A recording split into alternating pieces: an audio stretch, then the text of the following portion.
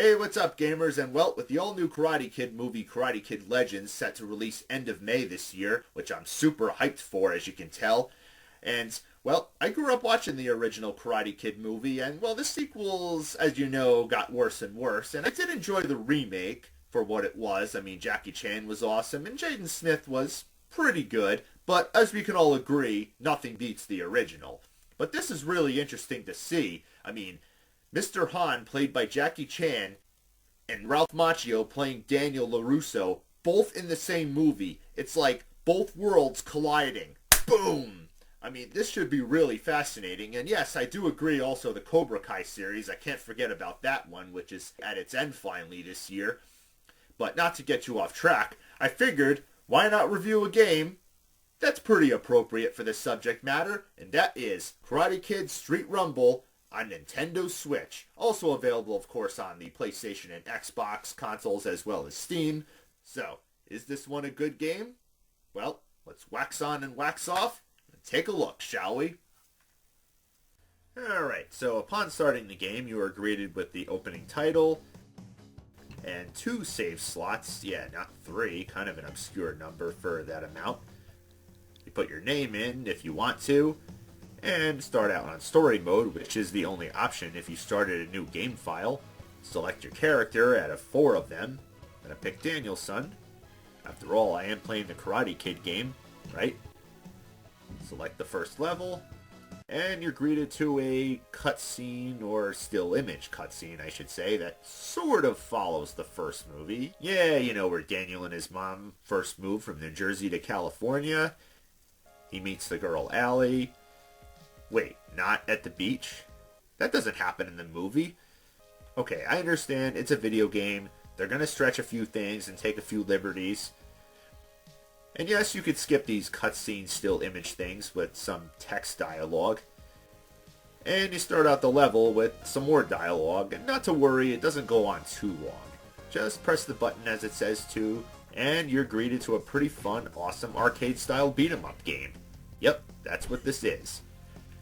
Seemingly generic, mindless, and redundant, but pretty satisfying as ever. Definitely gives me vibes almost similar to like Scott Pilgrim vs. the World, Streets of Rage 4, and Teenage Mutant Ninja Turtles Shredder's Revenge.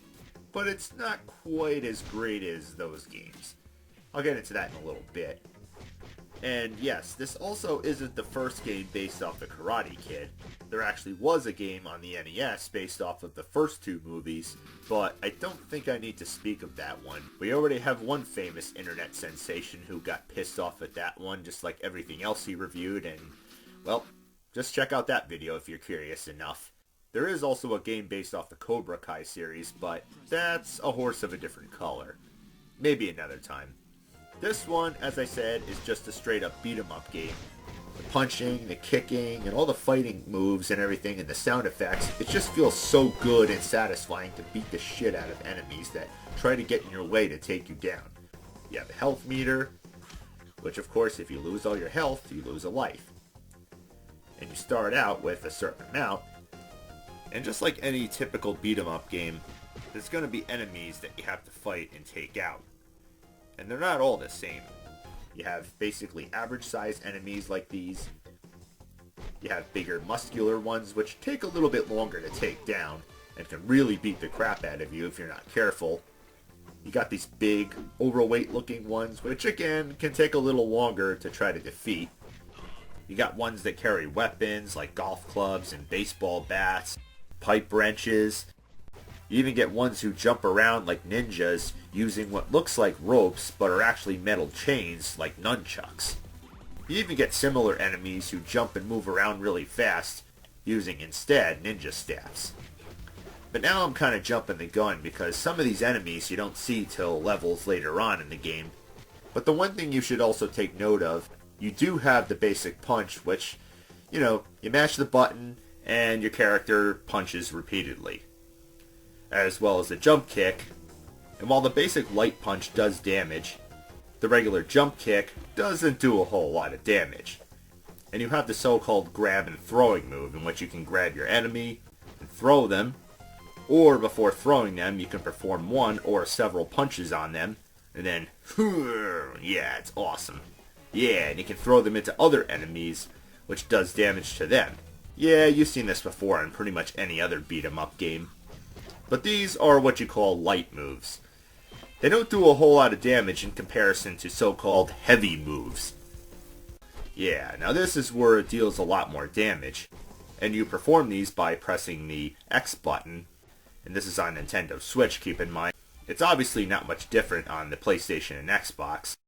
But yeah, you can perform a heavy ground kick, in which you kick your enemies into the air.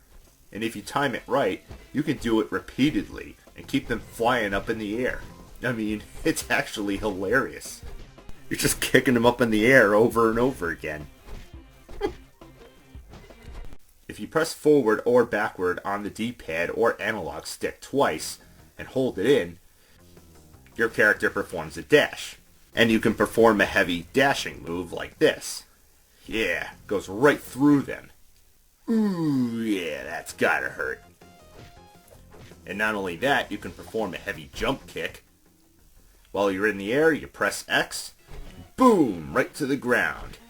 And if you hold the button while in the air, he goes into sort of a Matrix-style slow motion, and then, right slam to the ground. Definitely does much more damage than the regular jump kick, I would say. But another thing you should probably take note of, aside from the health meter, is this other meter. This is the so-called focus meter, and every time you punch or kick enemies, this fills up. And when it fills up to a certain point, similar to like Ninja Turtles' Shredder's Revenge, you can perform what's called a signature move. And it's powerful as definitely handy to use when there's a ton load of enemies around, taking out those big ass enemies, or even mini-boss and boss fights especially. We'll get into that in a little bit. But yeah, this is a powerful as hell move. Though keep in mind, if you fill this meter up, and you get hit by any enemies in the process before performing that signature move, that meter will go down and you'll lose that chance. So you have to really be in a spot where you don't get hit. And aside from attacking, there's also a dodge move too. Just as an enemy is about to attack you and you time it right, you press the A button to perform it, and you will dodge your enemy's attack. So yeah, I guess you could say, best defense is a good offense. When you lose health though, you can get it refilled with a food item, and they're usually inside of something after you punch and kick it. Yeah, you can go all out and punch and destroy a bunch of things. Parking meters. Yeah, talk about becoming a criminal right there. You can destroy some of these arcade game machines. I mean, jeez, talk about vandalism and an arrest waiting to happen right there. And yeah, there's a bunch of other things you can destroy, but these give you nothing. It's usually in these crates or gym bags, which most of them give you nothing, but once in a while, they'll be generous enough to give you a food item, which comes in the form of what looks like sushi or some kind of Japanese seafood. Okay, I guess that makes sense since it's a Karate Kid game, so I'll play along with that. And you can also get these, as Mr. Miyagi calls them, bonsai trees. And these fill up your focus meter, as I mentioned before, which allows you to do the so-called signature move much more easily. And that's all you get scattered throughout the entire game. Now, as I said, first level is almost reminiscent of what you remember seeing when Daniel first meets Allie. You fight your way through a variety of different enemies along the street, and eventually down to the beach, which does follow the movie much better. And the boss fight is none other than Johnny, who rides around on his motorcycle, just like in the movie. Yeah, remember when him and his partners in crime were riding around and terrorizing the hell out of Daniel's son? Well, like every boss fight in this game, they have a pretty long health meter, as you can tell. But this guy's not too hard. He rides back and forth on and off screen, so you have to really watch him carefully, and I highly recommend doing the heavy jump kick on him. Do it several times and he'll eventually be knocked off and on his feet, then go all out. Obviously, as I said, this is the best place to use the so-called signature move. Beat the shit out of him, and eventually he will go down. but he'll be back for more, obviously. And you can probably take note of the fact that this is on story mode, similar to like Ninja Turtles Shredder's Revenge and Scott Pilgrim vs. the World. You get a map level selection screen. And the next level is actually a bonus level. Yeah, there's several of them in this game, in fact, and this one is a follow the button command combo mashing. Not too hard, but as you can tell, I can't exactly get these combos down perfectly and flawlessly. And every single one of these, if you play as Daniel, you're for some reason competing against Mr. Miyagi. Obviously, one of you is going to finish first and the other will finish second, depending on how high of a score you get. The next level, again, is pretty reminiscent of the first movie. You're at the school, working your way from inside to outside, beating up a whole barrage of enemies. And, well, before you get to the outside, you'll probably take note of the fact that several levels in this game actually have these barriers that block your way that you have to actually fight. Yeah, they have their own long health meter. These are sort of a mini-boss fight, if you can call it that. So again, beat the shit out of it to an oblivion and get your focus meter up and use it on this. It helps. Though some of these barriers, I have to say, you can't just jump over them. And with this one, you can't just walk around it. I mean, there seems to be space above and below it. Just a minor nitpick there. But after you make it past that, and outside, where you face a mini boss fight, and then followed by the level-ending boss fight. And on the soccer field, who else than Johnny? Yeah, sort of like in the movie, remember, where him and his friends try to gang up and sabotage Daniel's soccer practice tryout? And he fights him and says, "The skull sucks, it sucks!" Well, he doesn't say that here, but you do have to fight just Johnny, though. And what else does he use as a weapon? A soccer ball. Not a very hard fight. Once again, you just gotta watch his moves very carefully and beat the crap out of him a second time. But once again, this is not the last you'll see of him. Because the next level, just like the movie, is the Halloween scene. Yeah, you know, where Daniel attends the Halloween party. As I said before, you get several still image cutscenes, and this one actually has a little interactivity with it in which you press the button. Just like in the movie, you get him wet inside the bathroom, and it's coming around, as Daniel would say. But the first half of the level is inside the school gymnasium, where you're trying to escape the Halloween party, and you're under a time limit out of all things. Yeah, it's not the only one of these levels, but yeah, you make your way outside, past a barrier, and a mini-boss fight, and then the main boss fight is Johnny once again, but not till after you take on his 3 skeleton costume friends. Then you take on him, but this is where it gets interesting because even though he's the main boss fight in this, you can still take them out, but they'll only be down for a short time because they'll eventually regain consciousness and their health. Basically, your main ball game here is Johnny himself, who has, as you can see, a much larger health meter than these 3 guys. So focus on him, and the rest of his skeleton crew will go down. Yeah, pun intended right there. Though unlike the movie, no Mr. Miyagi to bail your ass out. I guess in order to make it an actual boss fight, they couldn't just have some AI character come in and do all the fighting for you, so okay, I'll accept that. But like I said many times, and I know I'm sounding like a broken record here, this isn't the last you'll see of him. Then the next level is another bonus stage. Catching flies with a pair of chopsticks. Okay, that's pretty familiar for anybody who's seen the movie. And it's actually not too hard. You just gotta watch really carefully and press whatever button it tells you to press. I did pretty well at this one. You just gotta have really quick reactions to be able to do this. Much like catching flies with chopsticks. Okay, you got me there. Then the next level is the arcade, and it's almost reminiscent of the first movie. Remember when Daniel and Allie are having a good time at the arcade? And though I don't remember Johnny pulling up in his convertible and bribing a bunch of kids to gang up and try to beat the shit out of him, I guess they had to make more out of this than just simply Daniel and Allie driving go-karts and playing games at the arcade. I mean, it's gotta be something to work with here, and yeah, that's all they make it into. Like all the other levels, you start inside, which is inside the arcade to be exact. And as you make your way through each part, you see these Encino kids. Yeah, apparently they're revealed to be the rich kids throwing money out like anybody's business to get these kids to gang up on him and pretty much ruin his day of fun. So, you beat the shit out of them, and even do some property damage on these arcade machines. As I mentioned before, you can destroy shit without getting busted. And then eventually you're outside on the mini golf course, which I'll say is reminiscent of the movie, almost. And well, you do get a boss fight, or two of them actually. They're nothing more than just two big thugs with long health meters.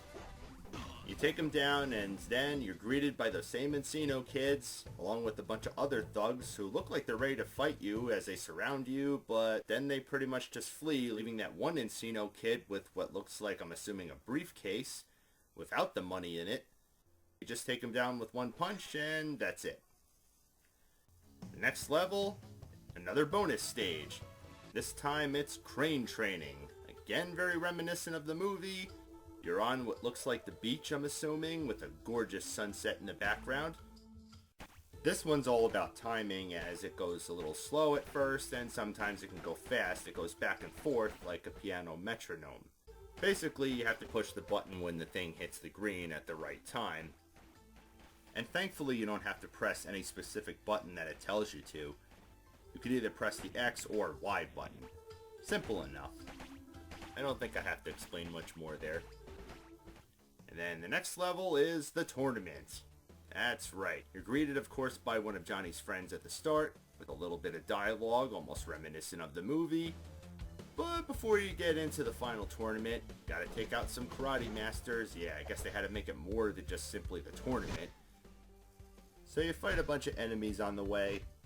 As you make your way through the locker room, take on a mini boss fight, who's that same guy that antagonized Daniel at the start of this level. His name's Dutch, by the way. So, take him out, and then you're on to the room with all the karate tournament mats. Taking on more enemies, take on another mini boss fight, which is another one of Johnny's friends, Bobby to be exact. Which seems appropriate considering Daniel had to fight and take out a bunch of other guys before making it to the final round. And what's that final round against? Yep, the boss fight against Johnny Lawrence himself. Take him out once and for all to show that you're the best around and nothing's ever gonna bring you down. Not a very hard boss fight. As long as you watch carefully his powerful as hell moves, you can take him down. And then you get the still image cutscene of the trophy being stolen by John Kreese. Wait, when does that happen in the movie? I know John Kreese was an asshole in the movie series, but geez, that's just taking it to a new level. And wouldn't you know it, it's another level. Out on the streets, as you fight your way through more enemies, a mini boss fight, a barrier, then you make your way into the dojo known as Cobra Kai as you fight your way through more enemies, and then a boss fight against John Kreese himself. And yeah, this guy can really put up a fight. Just gotta watch his powerful as hell moves because he can really kick the shit out of you. But with enough patience and the use of signature moves especially, you can show him no mercy, take him down. And then you get back that trophy, which is rightfully yours. But that's not all. Of course, they had to incorporate the two sequels, which means it's on to Karate Kid Part 2, starting with the scene where Daniel is accompanying Mr. Miyagi back to his home country of Japan, where he's confronted and faces his old nemesis from his past, bringing you to the next level, which is on the docks of Japan, which means more enemies to fight, a mini boss fight, and then the boss fight at the end is none other than the same guy who confronted you at the start of this level, Sato Taguchi. That's right, this big guy is the uncle of the main antagonist in the second Karate Kid movie, Chozen Togachi. But not to jump ahead of myself, watch his powerful as hell moves, take him down.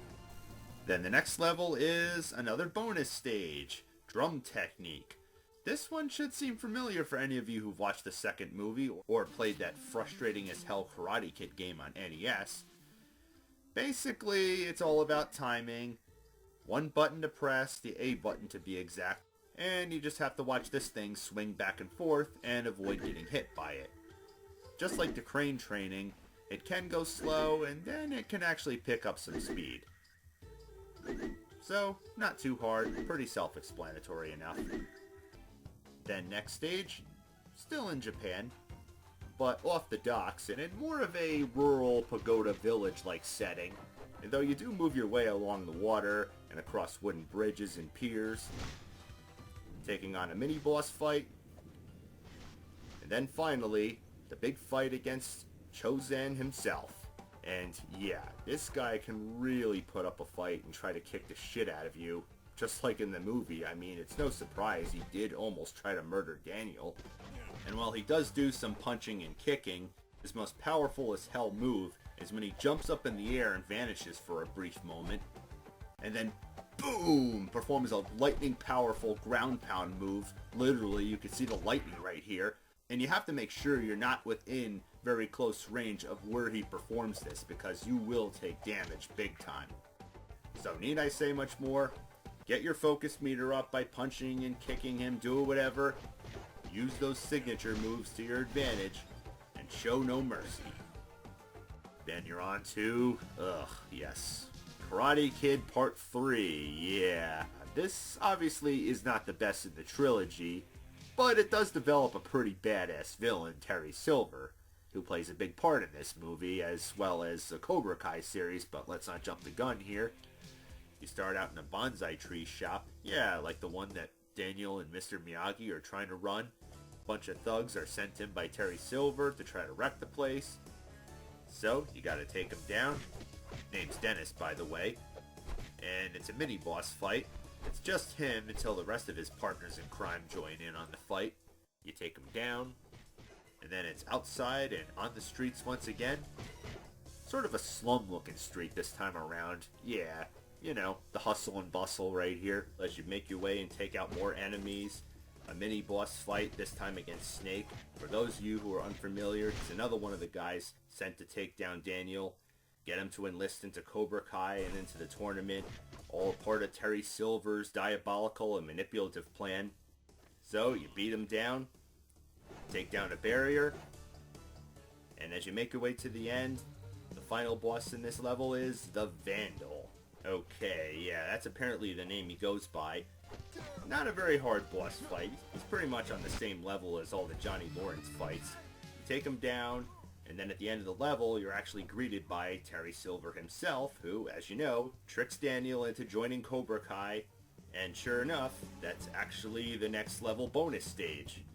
Yeah, No Mercy Lesson. It's nothing more than just monotonously and relentlessly mashing the Y button away as much as you possibly can, and to strangely beat out Mr. Miyagi, which I find a little off to me. I know it's a bonus stage and I know it's a game, but seriously? The whole idea of the movie was to get him away from Mr. Miyagi's lesson and go into the Cobra Kai style of karate. But I'll let that pass. Next stage, looks like you're in some kind of a dance or concert venue of some sort, and you take down Snake once again, this time with just one punch. You make your way outside yet again onto the slums and back alleys. Yeah, pretty riveting looking location, I would say. I'm obviously speaking sarcastically, and it's another one of those time levels again. But this is interesting because every time you take out a whole bunch of enemies, it gives you more time back added to the clock. So it definitely puts less of a strain on you. But as you make it all the way to the end of this stage, you face off against a boss fight, which is not one, but eventually two big muscular looking bouncer guys called Doormen. Yeah, that's right, they go by the names Doorman Paul and Doorman Gary. And boy, these guys ain't afraid to show off and use their big guns on you. So, take one down and then the other. Next stage is inside of this building, which is seemingly under renovation. I mean, you got ladders and paint cans and everything all over the place. And it's a fight against Terry Silver himself. Well, first it starts out with confronting him, and then you fight against multiple shadows of him. Kinda strange, I'll say, but yeah, this is all you fight throughout this entire level. You do come across a breakable barrier in the form of a garage door. You fight more of them, and then it's the fight against not only Terry Silver, but also John Kreese. And yeah, they're just as you'd expect. They put up a fight, alright. I mean, trying to take two of these guys down? Pretty sure Daniel would get his ass kicked in real life. I mean, you can at least have Mr. Miyagi there to help back him up, but he just walks away. Yeah, quite a great sensei there. But with enough patience and the use of your powerful as hell signature moves, you can show them no mercy and take them both down. The next level is another bonus stage, and the very last one to be exact, tournament training. Ugh, more of this. Yeah, as I said, I'm not very good with this follow the button command with these long combos. Whatever. But the next stage is the very last one, the tournament. That's right, following the events of Karate Kid Part 3 and wrapping it up right here, as you re-enter the tournament once again, but you start outside and obviously fight against a whole horde of enemies, starting out with a mini boss fight. Martin, you take him down, work your way inside, taking out more enemies, and then not through the locker room, but this time looks like the back maintenance room. It's great to see a little change of scenery, even though it's not as appealing to look at, but okay. But then you make your way back onto the more familiar territory, as you make your way into the arena room with all the big mats, as you're ready to take on the tournament once again, where you face off against two mini boss fights. Boy, they really try to put a grind on you right here. But yep, you take them both down.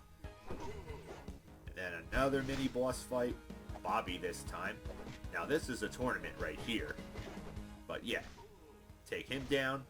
And then another mini boss fight against another muscular looking guy. Yeah, they're pretty much all the same looking. Kind of repetitive to say the least. But after that, you make your way to the finals again. Face off against Mike Barnes. Follows the movie pretty well, I would say. So, gotta show him that you're once again the best around. Nothing's ever gonna bring you down. But be careful, because this guy can fight pretty dirty with some powerful as hell moves. Though he's not much different than when you fought Johnny in the finals. So you take him down, and that's it. You get that last still image cutscene. Story mode is complete. And it's pretty much the same on arcade mode. Yeah, that's right, there's many different modes of this game, which you get unlocked once you complete the story mode. So yes, you get arcade, which is basically the story mode, minus the map and level selection screen. And I should also mention there are several different other characters you can play as, aside from Daniel. This applies not only in story, but pretty much every other mode in this game. There's also an alternate outfit for him, though it's just for looks because all the moves and everything still remain the same. But you can play as Mr. Miyagi. He's pretty strong. I mean, he is the karate master who showed Daniel the ropes of what karate was all about. As well as Kamiko. Yeah, she's Daniel's girlfriend in Karate Kid Part 2 if you're not familiar with this character. And she's actually got some pretty kick-ass moves. And you can even play as Allie. Okay, really? Not that I have anything against this character, but seriously? You put her in any situation like this, out of any of these movies, who would believe that she'd be able to kick anybody's ass? I mean, come on. If I'm going to play a Karate Kid game, like I said before, I think I'm going to play as the Karate Kid. I mean, put any of these characters in any of these situations, and it just seems really off. I mean, put Mr. Miyagi in this situation with the Halloween scene where he's trying to get away. I mean, this was Daniel's situation that he was trying to get out of and escape from. Not anybody else's. Or in the tournament. I mean, seriously? I know I'm kind of nitpicking, but it's called Karate Kid. But I will give them the benefit of the doubt for adding a little bit of variety in here. And being that there is also a multiplayer co-op option, it's only local, unfortunately. There's no online. So, yeah, I can't show you much there with that option. And you can not only select between 4 different characters to play as, but you can also rank each one of them up. And you do so by collecting points by either beating the levels, bonus stages. It usually tells you at the end of the stage how many points you gathered, and it even gives you a grade. The highest obviously is an S+. So again, it's like Ninja Turtle Shredder's Revenge and Scott Pilgrim. And also, like Shredder's Revenge, once again, in every non-bonus stage, there are 3 challenge objectives that you can complete as an option. And most of them usually require you to perform a certain amount of different types of moves, whether it's perform this many signature moves, taking out enemies by performing heavy moves, aerial moves. Yeah, the typical stuff that most of you can probably complete. But the hardest one, I think most of us can agree with, is trying to make it through the entire stage without taking one hit. Yeah, especially on the harder difficulty, and yeah, there are several different difficulties. 5 of them to be exact, starting with easy, medium, hard, very hard, and then the hardest one, no mercy, because mercy's for the weak. But here's the thing though, in order to play that particular level on that difficulty, you have to complete the previous stage on that difficulty, and the same goes for the ones before that. As long as you play the entire story mode throughout on that particular hard as hell difficulty, that's the only way you can unlock those difficulties on those levels. And all I could say is, good freaking luck. Otherwise, yeah, that's how you rack up points, thus ranking up each playable character. And you do so by not only playing through the levels, but you can also replay the levels. And for any of you who played this, you probably know the easiest trick, and that's to go back and play the bonus stages, which is quick and easy. For me, it's the ones that I'm good at, like the button mashing. Just replay it over and over again. Monotonous, but it gets your characters ranked up a lot quicker. And it's not for nothing either, because every time you rank a different character up to a new level, again, like Shredder's Revenge, it unlocks new things and improves that particular character. Like extra lives, a longer focus meter, and an extra signature move, like this ground pound one. Oof, that's cool. And several others. And you can also do it in these other gameplay modes. As I said, there's arcade, but there's also boss rush, which is not too hard actually, well, depending on which difficulty you choose. Yep, you choose difficulty on this mode. And depending on which one you chose out of this whole selection, it pretty much just throws any random boss fight from the story and arcade mode for you to take on. Not much more to say there. And then you got Endless, which is, as the name would suggest, is an endless button mashing madness of taking out enemies pretty much any size. Yep, just keep fighting them until, well, all your health and lives are gone. And last but not least, you have mini games. What is it? It's just the bonus games that I mentioned before. Yeah, in case you don't want to replay them on story mode, here you go. Otherwise, I can't say this is a bad game. I mean, it plays good.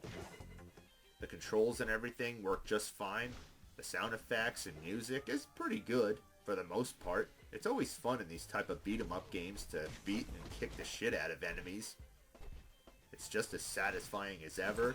A little monotonous, and occasionally a bit repetitive too as well.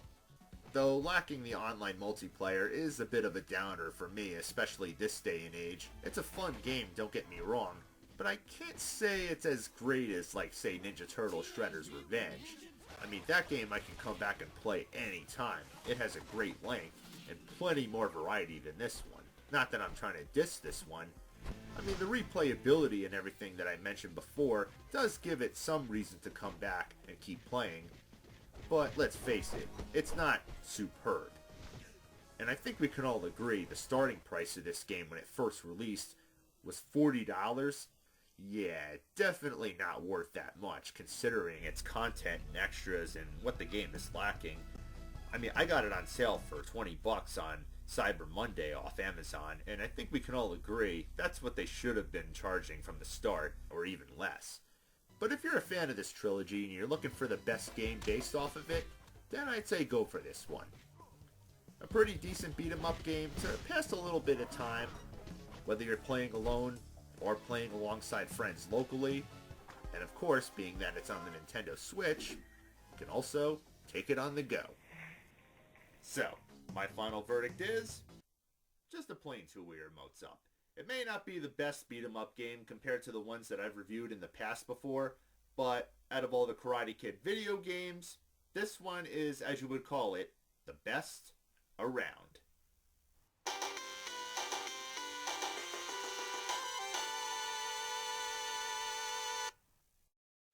So, till next time, happy gaming.